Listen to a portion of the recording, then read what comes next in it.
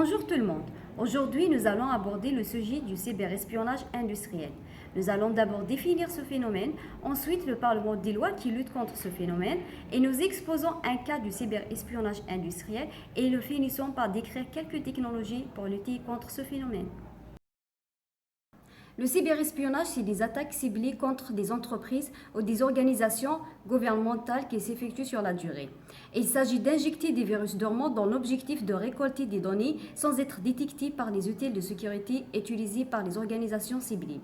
Le cyberespionnage fait partie des APT, Advanced Persistent Threat, ou ce qu'on appelle attaques persistantes. Le cyberespionnage est un travail complexe et qui prend beaucoup de temps.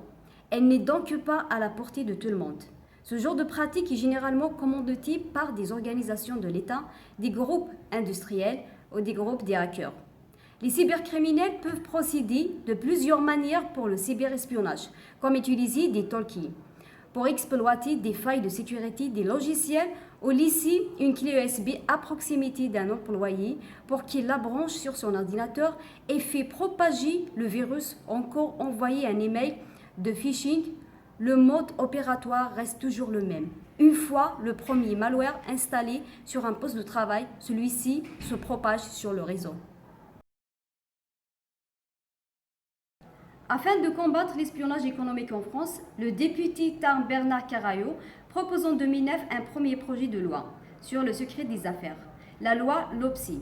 Cependant, face au renforcement de l'espionnage économique, Carayo amène à l'Assemblée nationale française une nouvelle proposition de loi, LOPSI 2, permettant de sanctionner plus sévèrement la divulgation d'informations confidentielles d'une entreprise allant d'une peine de prison de 3 ans et de 375 000 € d'amende. Cependant, d'après la loi, l'espionnage industriel est sanctionné comme étant un vol de documents.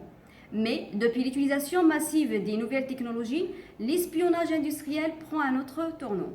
L'apparition d'hackers travaillant pour différentes entreprises élaborent des logiciels espions permettant de pirater des données des concurrents.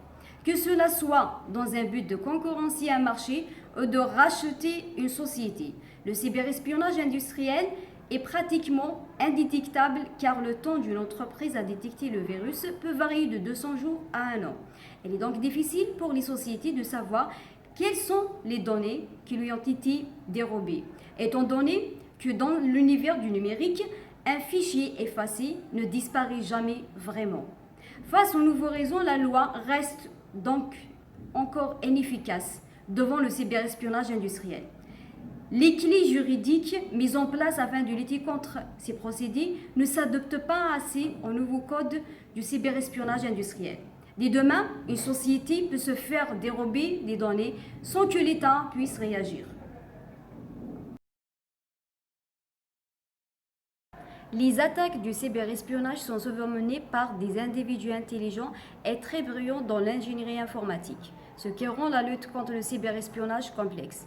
Depuis quelques années, le gouvernement a placé un système central de capteurs pour lutter contre le cyberespionnage sur ces réseaux. L'objectif est de placer des appareils sur les réseaux existants des services fédéraux. Le trafic sera automatiquement scanné. Les entreprises peuvent adopter différents comportements afin de limiter les risques de cyberespionnage industriel. Par exemple, il est important que les sociétés gardent l'intégralité des logiciels et des applications à jour et de leur apporter des modifications nécessaires dès leur sortie. Ensuite, afin d'éviter les attaques vers les postes de travail et empêcher les cybercriminels de cartographier les raisons de l'entreprise, il faut que l'antivirus, en plus d'avoir un moteur heuristique, intègre un module HEPS qui permet à la fois d'arrêter les attaques du temps présent, mais évite également la propagation du virus vers d'autres secteurs de travail au sein de la société. Enfin, élaborer et respecter la politique de sécurité de l'entreprise ainsi que les différents outils internes mis en place par celle-ci permet avant tout d'autoprotéger l'entreprise. En effet, les premiers gestes à adopter par le personnel tel que soit est avant tout de ne pas désactiver les antivirus ou les firewalls mis en place, même sur les fonctions administrateurs, d'éviter de recevoir des mails sans outils de sécurité adaptés, d'adopter les bons comportements sur la gestion des emails. Il est indispensable de suivre tous ces gestes quel que soit le statut de l'utilisateur.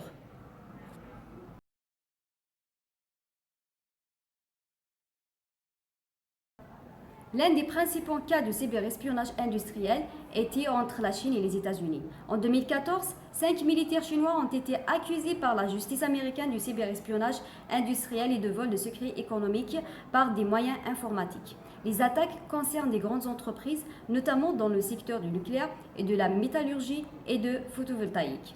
Les officiers auraient mené une campagne de piratage depuis 8 ans contre les entreprises américaines pour voler leurs secrets commerciaux. Ces informations ont été utilisées au bénéfice de concurrents chinois de ces entreprises, notamment dans le cadre de négociations commerciales.